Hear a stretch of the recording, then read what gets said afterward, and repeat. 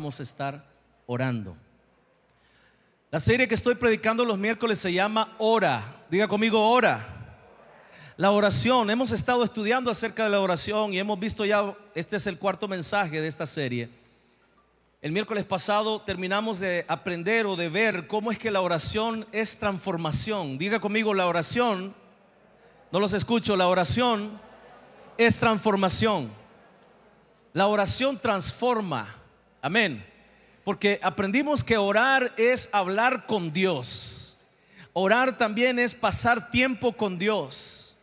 Orar también es disfrutar de Dios y que Él disfrute de nosotros. Es un tiempo en el que el Padre y los hijos se reúnen. Eso es oración. Entonces, cuando uno pasa tiempo con Dios, es básicamente imposible que si estás pasando tiempo con Dios, no seas transformado.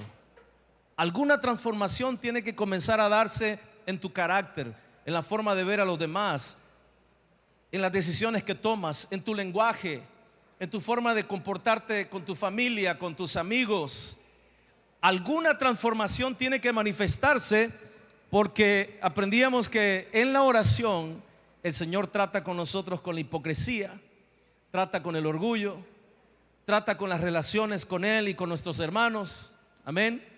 Trata nuestra dependencia con Él, el pan nuestro de cada día, dice el Señor, dánoslo hoy. Trata con el perdón. Aprendimos el miércoles pasado que el Señor trata en la oración con nosotros acerca del perdón. Entonces la oración es transformación, pero casi siempre nosotros miramos la transformación afuera, no adentro. Y la transformación de todo lo que pasa afuera va a comenzar primero desde adentro. Dios siempre está más interesado en el ser que en el hacer nuestro. Amén. Al Señor le interesa más tu corazón que lo que tú puedas hacer para Él. Porque al final todo lo que tú haces para Él, si no está desde un corazón correcto, realmente eso no sirve. Dios solamente va a recibir aquel sacrificio y aquella ofrenda que se hace desde un corazón correcto. Por esa razón es que rechazó la ofrenda de Caín, pero aceptó la ofrenda de Abel. No tenía que ver con lo que estaban dando ni cómo lo estaban haciendo, tenía que ver desde dónde lo estaban haciendo. Abel estaba dando para agradar a Dios, Caín estaba dando para competir con Abel. Así que Dios siempre va a estar más interesado en tu ser que en tu hacer. Amén. Y es por eso que la oración es un lugar de transformación. El Señor Jesús en Mateo 6 dijo que entráramos, cuando fuéramos a orar, dijo el Señor Mateo 6, entra en tu cuarto y cerrada la puerta, ora a tu Padre que está en lo secreto. O sea, lo que sucede en la oración es una reunión privada entre usted y Dios. Estoy hablando de la oración personal, individual, ¿verdad? Y dijo el Señor, y tu Padre que ve en lo secreto, ¿qué iba a hacer? Te recompensará en público. Tu Padre que ve en el secreto suceden transformaciones nuestras. Dios nos va cambiando, nos va hablando, va ajustando cosas en nosotros, en todas esas áreas que ya vimos el miércoles pasado y el anterior. Y luego públicamente manifiesta su acuerdo contigo. Públicamente manifiesta su complacencia contigo, dándote algo que es para mí el poder más grande que Dios nos puede compartir. Se llama su gracia. ¿Me escucharon?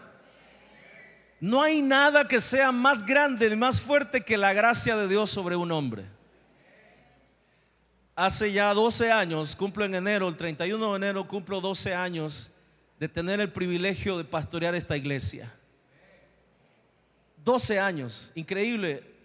Para mí han sido como 5 minutos, ¿verdad? Como dice el pastor Eduardo, pero debajo del agua. Así como me ahogo. 12 años. Y cuando el Señor me llamó, yo no era el más capacitado, no tenía ni idea qué iba a hacer con la iglesia, ni para dónde los iba a llevar. Y miren, solo la gracia de Dios nos ha mantenido, nos ha sostenido. Solo su gracia me guardó de no seguir una falsa doctrina y llevármelos a todos ustedes directo al infierno. Amén. Solo su gracia, porque yo no estaba capacitado. Y sabe, la oración que yo hice al Señor cuando comencé a pastorear la iglesia fue esta: Señor, dame gracia dame gracia. Salomón le dijo al Señor, dame sabiduría, y le dio sabiduría, pero al final terminó desviado. Yo le dije, Señor, dame gracia. ¿Sabe por qué? Porque la gracia, hermanos, la gracia es poderosa, abre puertas. La gracia te cubre cuando cometes errores y como decimos comúnmente, metemos la pata. La gracia de Dios arregla el problema. Amén. Siempre y cuando tu corazón esté desde la posición correcta, siempre y cuando tus motivos sean correctos, Dios se encargará de arreglar tus desastres por malas decisiones, por no consultar, por inexperiencia, por desconocimiento, por lo que sea. Amén. Así que la gracia de Dios se manifiesta sobre aquel que se pone de acuerdo con Él. Y eso sucede cuando oramos. Y se manifiesta su gracia públicamente. Y entonces Dios nos abre puertas que nadie más puede abrir. Y Dios cierra puertas para evitar que nos metamos por caminos de dolor. Pero todo eso tiene su inicio en el tiempo que pasamos con Él. Si no pasamos tiempo orando con Dios, no podemos esperar tener gracia para hacer las cosas y alcanzar cosas que en nuestra habilidad humana no podemos alcanzar. Así que la oración, diga conmigo, la oración es transformación. Y ya vimos la primera parte de esa transformación, tiene que ver con el que ora. La transformación primaria que va a haber en la oración no es sobre las circunstancias. Casi siempre nos enfocamos, Padre, por favor, abre esta puerta. Señor, provee. Padre, yo te pido por mi matrimonio, por mis hijos. Y estamos pidiendo siempre por las cosas de afuera. Pero la transformación nunca comienza de afuera hacia adentro, siempre es de adentro hacia afuera. Porque Dios está más interesado en tu ser que en tu hacer. Amén. Así que para corregir tu hacer, tiene que corregir primero tu ser. Y se mete contigo en todas esas áreas que ya vimos. Ahora, hoy quiero enfocarme en la segunda área en la que la oración transforma. Y la oración, y este es el primer punto del mensaje de hoy, la oración transforma las circunstancias. ¿Alguien puede decir amén? La oración transforma las circunstancias. Y para este mensaje de hoy, el Señor me dirigió a ir a estudiar un poquito la vida de Nehemías, el profeta del Antiguo Testamento, de los profetas menores, el libro de Nehemías. Y le cuento un poco el contexto de Nehemías. Nehemías probablemente nació siendo esclavo en Persia. Israel había sido tomado cautivo y llevado a Persia, y Nehemías se encontraba en Susa, la capital del imperio persa. El rey de ese momento se llamaba Artajerjes. Era el hombre más poderoso del mundo de ese momento. Nehemías, siendo un judío nacido en Persia, seguramente porque el cautiverio duró 70 años, y Nehemías estaba ahí, había crecido ahí, pero no olvidaba su tierra, no olvidaba de dónde habían sido tomados sus parientes. Y dice la escritura que Nehemías estaba preocupado por Jerusalén, la ciudad santa, la ciudad amada. En esas venían unos que habían ido a Jerusalén, venían de regreso, entre ellos un hermano de él. Algunos dicen que era pariente, otros dicen que era hermano, pero la cuestión es que era judío y familiar de Nehemías. Y Nehemías le preguntó: ¿cómo está la ciudad? ¿Cómo está la santa, maravillosa Jerusalén? Y la respuesta de Hanani, se llamaba el que había ido a ver la ciudad, no fue muy buena. Y encontramos nosotros, quiero que me acompañe ahí, a Nehemías capítulo 1 en el verso 3. Ese verso nos describe a nosotros las circunstancias, diga conmigo, las circunstancias en las que estaba el pueblo de Dios en aquel lugar. Las circunstancias en que estaba la ciudad amada, el símbolo del pacto de Dios con su pueblo, el símbolo de la ciudad del rey David, ese símbolo que era sagrado para los judíos y en torno al cual giraba su identidad como nación. Y le dijeron, dice el verso 3, el remanente o el poco pueblo que quedó, dice: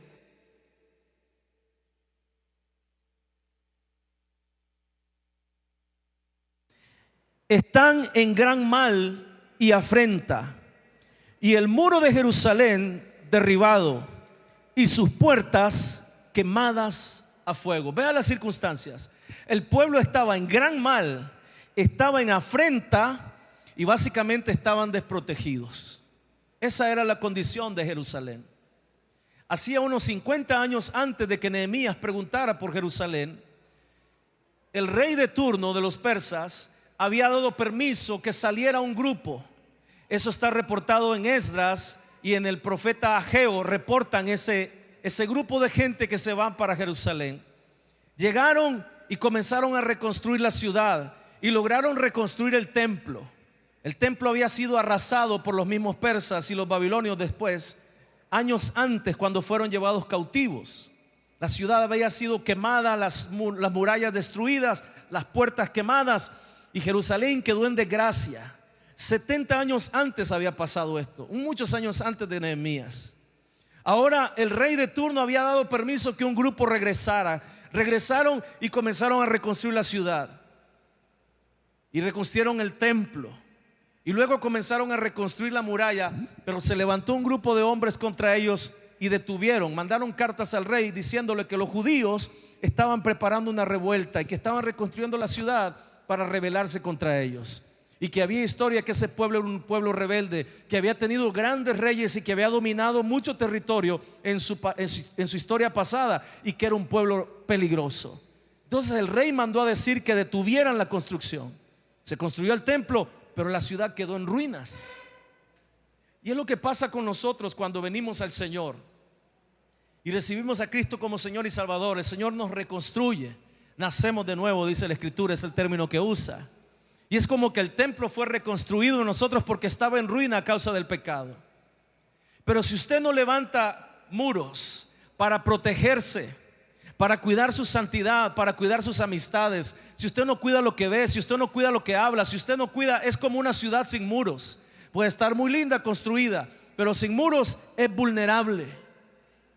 Si usted no toma decisiones de alejarse de las amistades que lo llevaron por mal camino, si sigue usted llegando a esos lugares que usted sabe que le hacen daño porque lo remontan a su pasado, si usted sigue teniendo conversaciones con gente que sabe usted que son peligrosas para su santidad, usted está como Jerusalén en el tiempo de Nehemías. Sus muros están derribados, usted es vulnerable. Y aunque haya una relación con Dios, porque el templo ya había sido levantado y se volvía a ofrecer sacrificio después de muchos años, siguen siendo vulnerables a cualquier ataque. ¿Me estoy explicando? Así que en cierto modo había habido una mejoría, pero la maldición que cayó sobre Israel a causa de su desobediencia, el castigo que fue la ciudad arrasada, seguía siendo un problema porque estaban desprotegidos.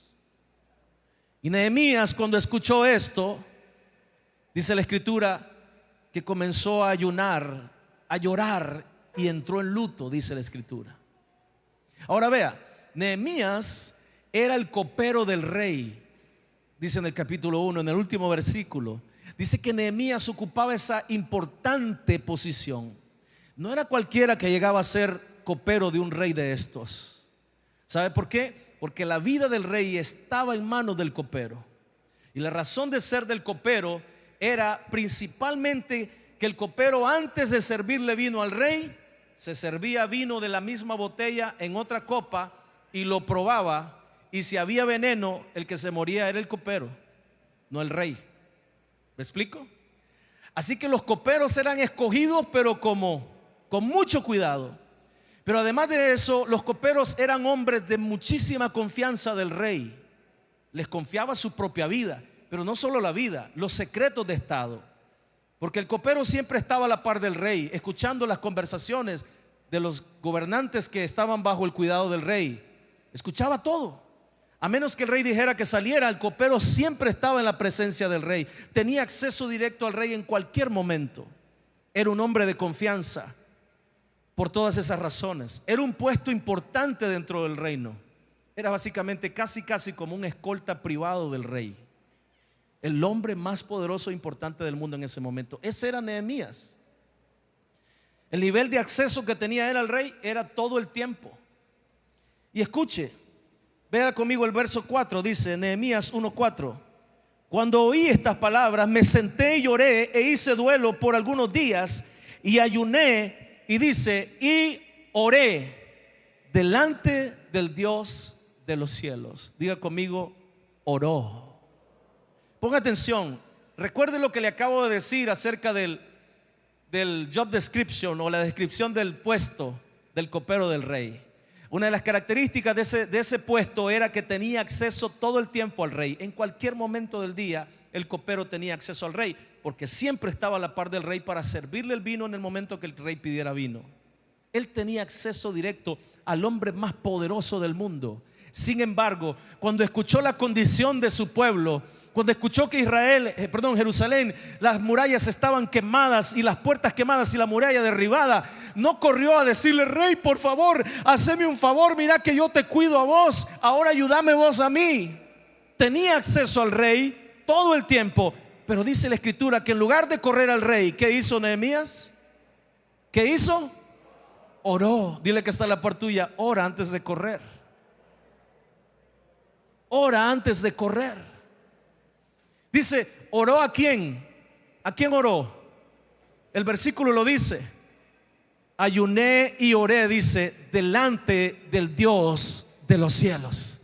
Nehemías servía delante del hombre más poderoso del mundo, pero Nehemías sabía que él tenía acceso no al hombre más poderoso del mundo, él tenía acceso a uno más grande. Y sabe, el mismo acceso que tenía Nehemías a ese más grande es el mismo acceso que tenemos tú y yo. Estaba delante del trono del hombre más poderoso del mundo, pero en lugar de recorrer, de correr, de pedir, de clamar delante de ese trono, decidió ir al trono más alto, al trono más sublime, al trono celestial, al trono del más altísimo, del Rey de Reyes y Señor de Señores. Yo no sé si le estoy hablando a gente de reino en esta hora, en este lugar. Yo no sé si hay alguien aquí que se alegra por eso. Amado hermano, nosotros tenemos que entender que hay un lugar donde tenemos que correr. Si hay una necesidad, si hay una circunstancia, llévalo al trono. Llévalo al trono. Corre al trono. En Hebreos 4:16 dice la escritura que podemos entrar confiadamente a ese trono. Tenemos acceso libre por la sangre de Cristo. Tenemos acceso libre por el camino nuevo que hizo el Señor en su sangre y en su carne, dice la escritura. ¿Por qué corremos a todos lados menos al trono? Tienes una situación difícil ahora, estás enfrentando necesidad, estás enfrentando un gigante, hay una circunstancia en tu vida, llévalo al trono, preséntalo en el trono. El Rey de Reyes, el Señor de los Señores está listo para oír tu causa. Y el mejor abogado que tú puedes encontrar en todo el mundo está listo para defenderla delante de ese trono. Escribo estas cosas, dice el apóstol Juan en una de sus cartas: les escribo estas cosas por si algún día pecan, para que ustedes recuerden que si pecamos, abogado tenemos para con el Padre. ¿Quién es nuestro abogado, hermanos? Y cuando habla de abogado, habla también de trono, porque el abogado se va a presentar frente a un trono a defenderte. ¿Y sabe cuál es el trono? El trono del Padre. Así que la tenemos hecha, hermanos. Tenemos al mejor abogado y tenemos como juez al Padre. ¿Quién acusará a los escogidos de Jehová? Dice la escritura en Romanos 8. ¿Quién los va a acusar? ¿Quién? Si el que los defiende fue el que dio su vida por ellos. Y el que va a juzgar es el Padre del que fue el que envió a aquel que dio su vida por nosotros. Dile conmigo: la tenemos hecha. Pero la tenemos hecha cuando corremos al trono correcto. Si usted sigue corriendo a los tronos de los hombres, usted va a seguir decepcionado, usted va a seguir desamparado, usted va a seguir desnudo, con las murallas caídas y las puertas quemadas, y usted seguirá siendo vulnerable y expuesto a cualquier ataque del enemigo. Pero cuando usted corre al trono de la gracia, al trono de la misericordia, dice la palabra en Hebreos 4:16, ahí vamos a encontrar oportuno socorro. Oportuno socorro. Nehemías sabía que él podía tener acceso al rey, tenía acceso al trono del hombre más poderoso del mundo, pero cuando escuchó el estado de Jerusalén, Nehemías entendió que ese asunto no solamente era un asunto natural, sino que tenía que ver con algo sobrenatural. Así que no iba a tratar algo sobrenatural en los tronos de los hombres, porque las cosas sobrenaturales están por encima del alcance de los hombres.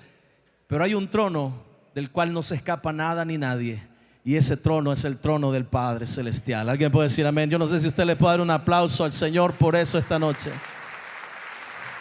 No corrió al trono de Artajerjes.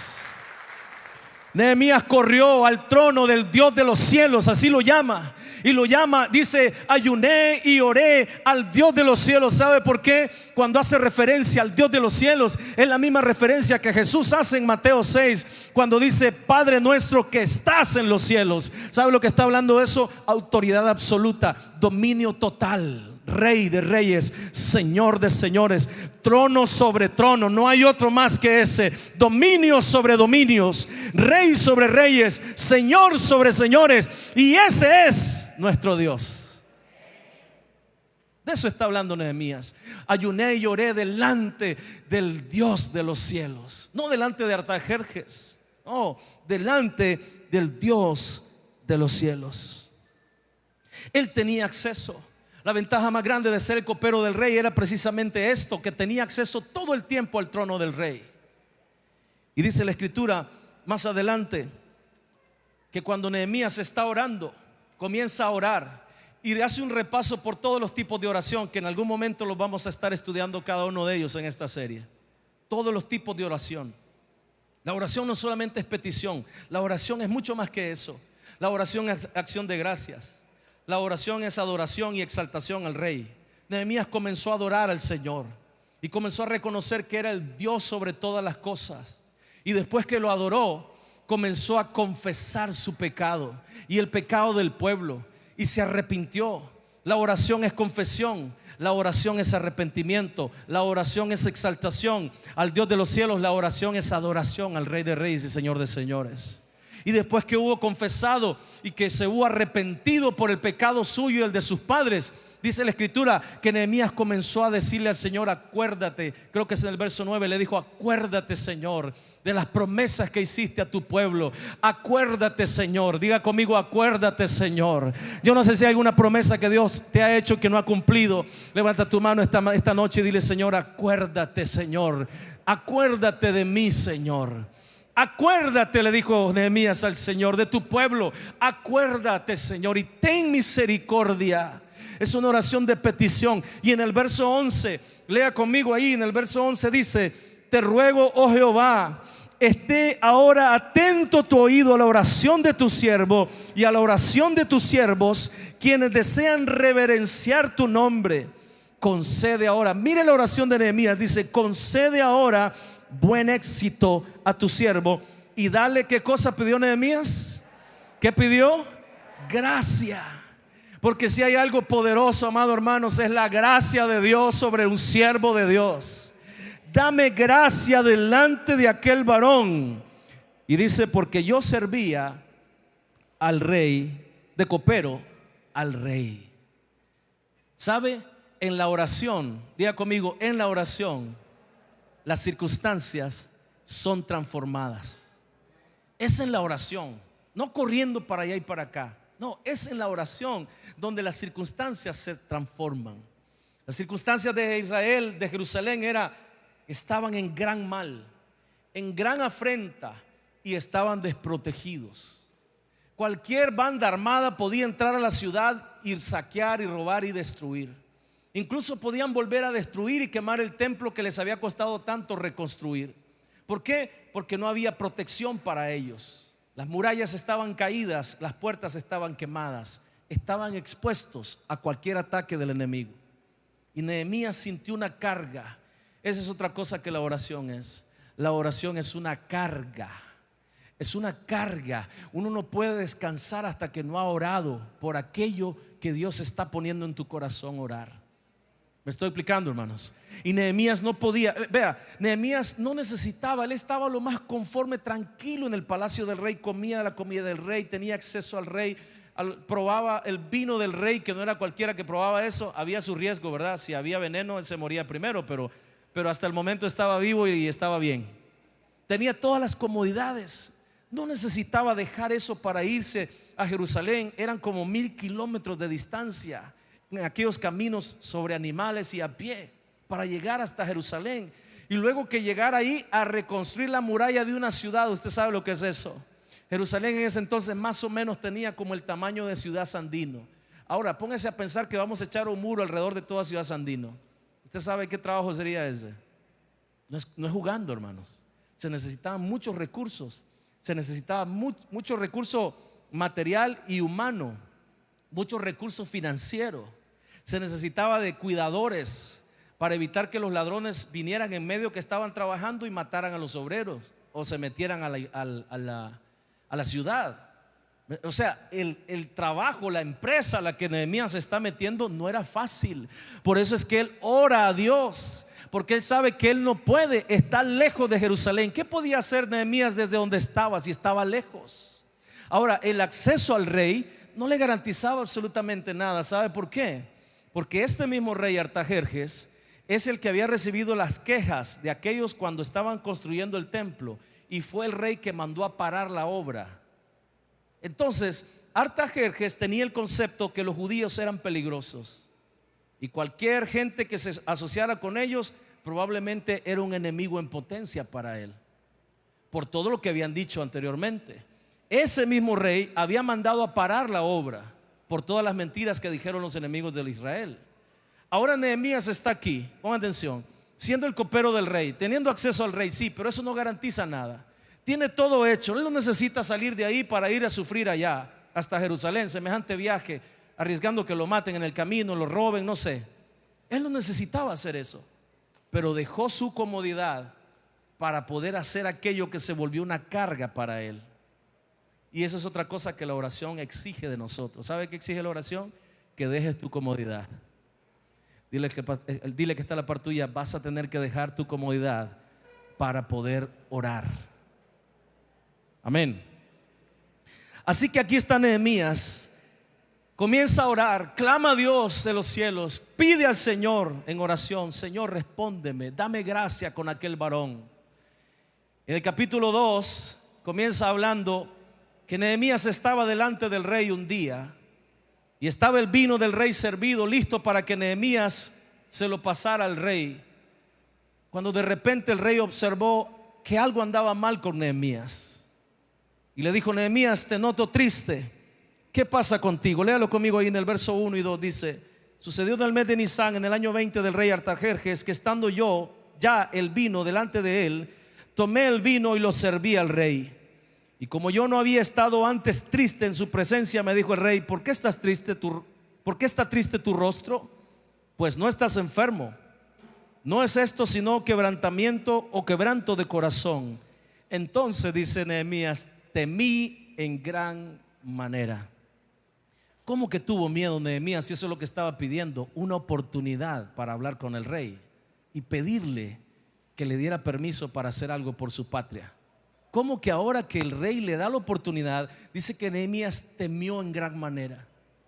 Los reyes orientales como Artajerjes se creían dioses, así que no permitían que nadie en su presencia expresara alguna queja o que se sintiera triste, porque sentirse triste delante de la presencia del rey y entrar con rostro triste o vestido de luto era una ofensa para el rey, que se castigaba con la misma muerte. Ahora Nehemías está ahí. ¿Sabe cuánto tiempo había pasado desde la primera oración de Nehemías? 4 meses. Por 4 meses Nehemías oró y ayunó por aquella carga que sentía, porque las murallas de Jerusalén estaban quemadas, las puertas estaban quemadas y las murallas destruidas. Yo te pregunto, ¿cuánto tiempo has estado orando tú por la petición que ahora estás presentando o vamos a presentar delante del Señor? ¿Cuán desesperado estás realmente por eso? Porque la oración es una carga. Dice en el capítulo 1, dice que Nehemías oraba día y noche. Diga conmigo: día y noche. Eso en realidad está expresando una oración continua. Todo el tiempo estaba pensando en Jerusalén y orando y orando y orando y pidiendo: Señor, haz algo. Señor, haz algo. Yo no sé si en el principio Nehemías decía: Señor, envía a alguien, Padre, que vaya un grupo de gente de aquí para que reconstruya. Señor, toca el corazón de los que están allá, que se levanten y construyan. Yo no sé si en esos 4 meses el Señor le comenzó a cambiar el corazón a Nehemías, para que Nehemías entendiera que lo que Dios quería es que él fuera allá e hiciera su obra. Yo no sé si pasó eso, la Biblia no dice tampoco. Pero en algún momento Nehemías entendió que su trabajo ya no era ser copero del rey, sino que ahora él tenía una misión encomendada por un rey más alto y más grande que Artajerjes, y que ahora su trabajo sería ser constructor de la muralla y las puertas de Jerusalén, la ciudad amada. En algún momento Dios transformó a Nehemías, y hasta que Nehemías fue transformado y estuvo listo para obedecer sobre las cosas externas, sobre las circunstancias, entonces fue que Dios le abrió la oportunidad para que pudiese hablar con el rey. Escuche lo que le voy a decir. Hay oportunidades que no se te han presentado porque todavía tú no has dejado que Dios te transforme en la oración.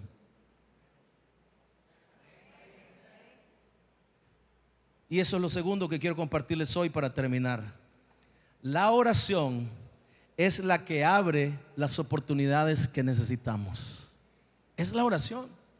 Usted puede mandar 10,000 currículums a todos lados, pero si usted no ora, y no ora con carga, con fe, y no se incomoda un poco para buscar a Dios de madrugada, de noche, al mediodía, a la hora que sea, nunca usted va a encontrar las oportunidades que anda buscando. ¿Me estoy explicando, iglesia? Oiga, Nehemías no tuvo que buscar al rey. El rey le preguntó: ¿qué te pasa, Nehemías? Porque cuando usted ora, Dios se encarga de tocar los corazones aún de los impíos, para, por la gracia que Dios ha puesto en ti, porque pasas tiempo con Él, se abran las puertas que de ninguna otra manera se abrirían, solo por la oración.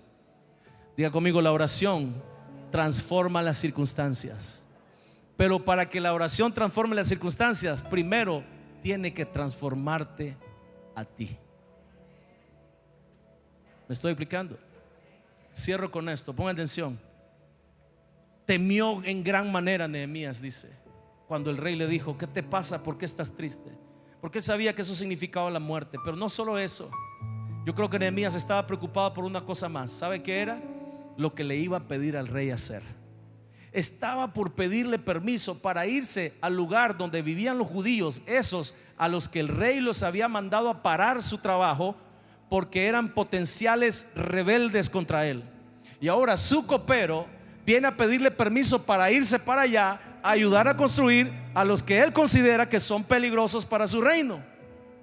Así que Nehemías estaba enfrentando a la muerte. Tenía que cuidar sus próximas palabras muy bien cuidadas. Lea conmigo ahí, en el capítulo 2, dice el verso 4: me dijo el rey: ¿qué cosa pides? Entonces le dije todo lo que quería al rey. ¿Qué dice el texto? ¿Qué hizo Nehemías? Oiga, le están dando la oportunidad. ¿Qué pides? El hombre más poderoso del mundo le dice: ¿qué quieres que haga por ti? Nehemías, en lugar de sacar la lista, ¿qué hizo Nehemías? ¿Sabe por qué oró? Para no echar a perder la oportunidad. Hay oportunidades que Dios nos abre, que las echamos a perder porque no oramos, porque actuamos neciamente, porque actuamos impulsivamente, porque no hemos orado para preguntarle a Él qué debemos de hacer y cómo debemos de aprovechar la oportunidad. Nehemías sabía que lo que le iba a pedir al rey exponía su vida. El rey podía interpretar eso como una rebelión. ¿Cómo que te vas a ir a ayudar a mis enemigos? Entonces Nehemías dice: oró ahí en la presencia del rey. Claro, había orado 4 meses ya. No es que por una oración: ay, Señor, ayúdame, Padre, ¿qué le digo a este hombre? Si le digo esto me mata, si le digo lo otro también, tengo que usar las palabras correctas. No, él hizo una oración ahí delante del rey, hizo una oración a Dios, pero porque ya él había pedido por 4 meses. El Señor dice: velad y orad para que no entréis en tentación. La oración es preventiva. Ya cuando Nehemías llegó delante del rey, tenía claro lo que quería. Hay oportunidades que Dios va a abrirte a ti hasta que tú le permitas transformarte en oración. Y hay oportunidades que has echado a perder porque no has orado. Se abrieron, estuvieron delante de ti, pero no pudiste aprovecharlas como debías porque no hubo sabiduría. Dios le ha dado negocios a gente, Dios le ha dado oportunidades de empleo a gente. Estuvieron en buenas posiciones, pero no supieron aprovecharlas porque pensaron que era llegar, y no es llegar, es mantenerse. Y la única manera en que usted se puede llegar y mantenerse es orando. Porque esto no depende de nosotros, esto depende de Dios. Y sabe, cuando Dios dice sí, ni el hombre más poderoso de este mundo es capaz de decir no. Y Nehemías le dijo: quiero ir a la ciudad de mis padres, quiero ir a reconstruir la ciudad, y quiero que me des leña, y quiero que me des dinero, y quiero que me des permiso. Oye, ese Nehemías se le pasó la mano, ¿verdad? Le dieron la mano y se tomó el codo. Y quiero que me des guardas para que me acompañen, y quiero que me des cartas para los que gobiernan al otro, y quiero que me des, y quiero que... Y no paraba de pedir. ¿Y sabe qué dijo Artajerjes? De acuerdo, todo lo que tú digas, todo se te dará. Porque cuando tú te pones de acuerdo con el cielo ordena para que todo aquí en la tierra se alinee a lo que está diciendo el trono de tronos, el Rey de reyes y el Señor de señores. Póngase de pie y dele un fuerte aplauso al Señor esta noche.